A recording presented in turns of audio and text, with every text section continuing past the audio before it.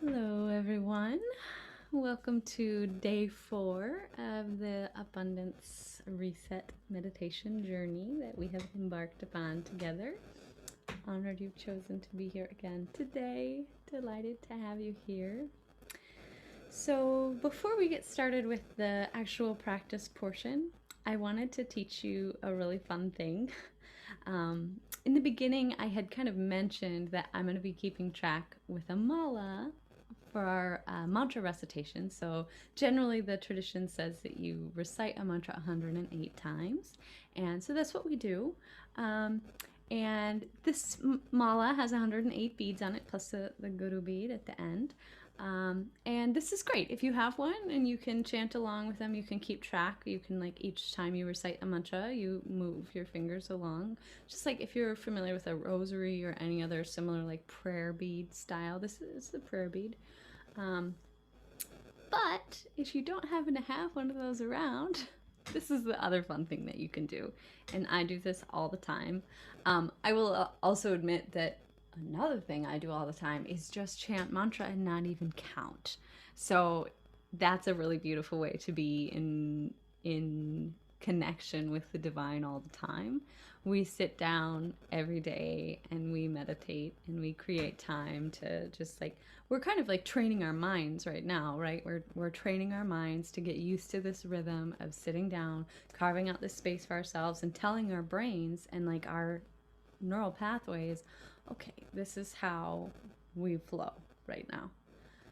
And once those pathways are established, and that's easeful, or at least easier, you know, it's a practice, then it can just become this ever-flowing constant thing where we're always in practice. We're always chanting mantra, whether audibly or in our minds.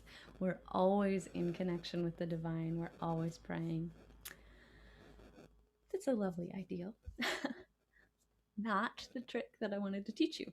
The trick that I wanted to teach you is, so if you don't have a mala and you want to count to 108 or any other multiple of 12, you can by using these magical digits that you have. So if you look at your hands, you have each finger has 3 segments, right? So you've got the top little from the tip to the first knuckle, then from the first knuckle to the second knuckle, then from the second knuckle to the base of the finger. So each little spot counts as a count of 1. And if you count them, there's 3 on each finger and 4 fingers, so that's 12. And so what you can do is 108 is 12 times 9. So you can keep track on one hand with moving your finger each time you recite the mantra. So, you know, Om Gum Shrim Maha Lakshmiyei Swaha, Om Gum Shrim Maha Lakshmiyei Swaha. And then with the other hand, and it doesn't matter which hand you use, I'm left-handed, so I count with my left hand and keep track with my right hand, but whatever you want to do is fine. So with the other hand, each time you go through all 4 fingers, then you move down to the next one. So once we've done 12 recitations, then we move to the second knuckle on the first finger, then do another 12, and the third knuckle, or, you know, I guess the bottom of the finger on the first finger, and then move on, and so on and so forth. I hope that makes sense. It's sort of like the kind of thing that you just need to do. And once you do it, you'll understand it. So I moved the camera back a little bit today, so hopefully you'll be able to actually see. I'm going to count with you with my fingers, so you'll be able to count along if you want, and if you get confused, you can, like, look at where I am and see how that goes. So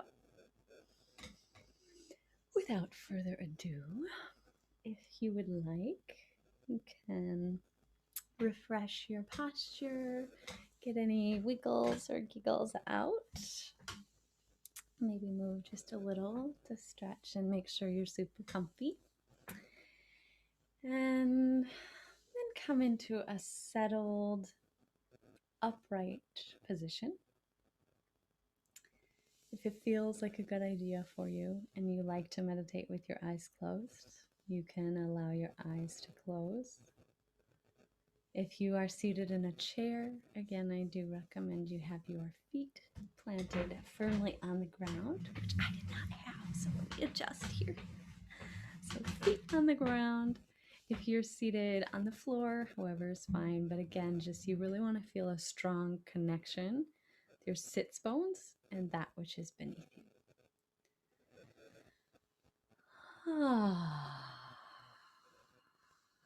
So here we are, day 4.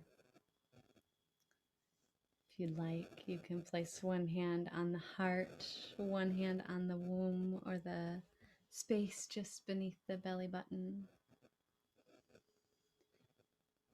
And just breathe. Feeling the lengthening of the spine, the gentle tucking of the chin to lengthen the back of the neck. In the easeful way, the breath flows.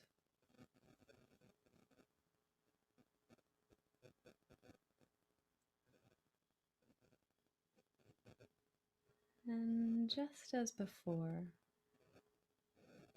you can begin to be aware of the way the belly and the chest rise and fall. Each breath in its own perfect time.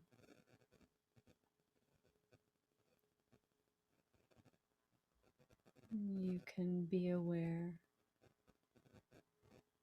of the warmth where your hands are resting.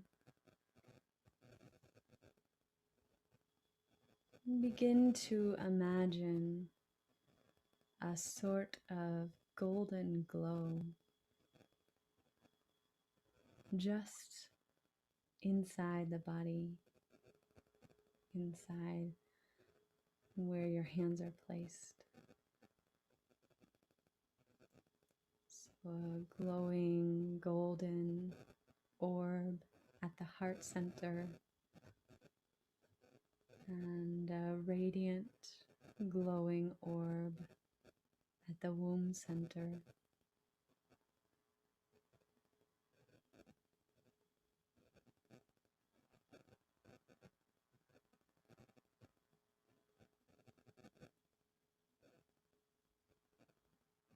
With each breath, you can notice these 2 orbs of light growing brighter and brighter.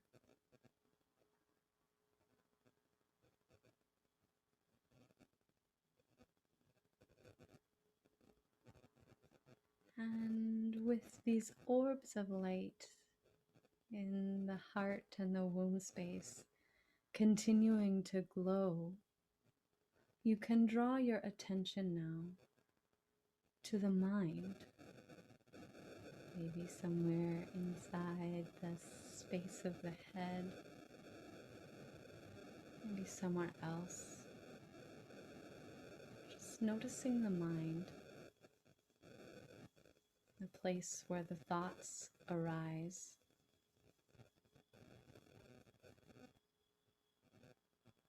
And as each thought arises, you can welcome it, whatever it is, and send it down to the heart where it is bathed in unconditional love and acceptance. And then from there down into the space of the womb where it dissolves into that golden light of the womb space.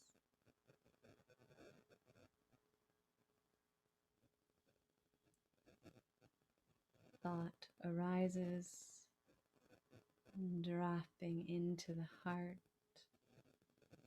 and down into the womb, dissolving. Thought arises,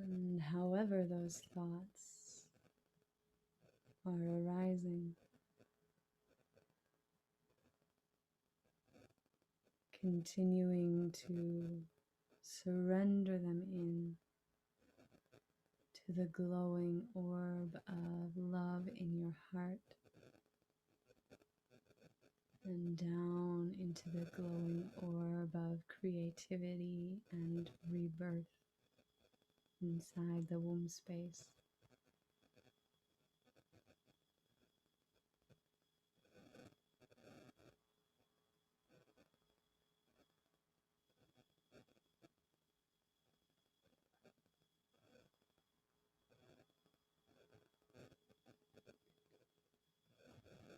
And as this practice draws towards a close,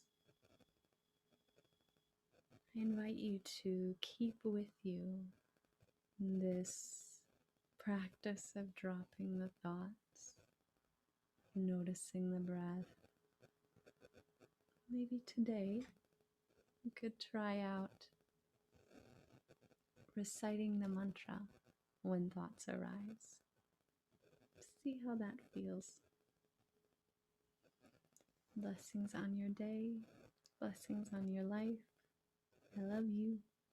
Thanks for existing.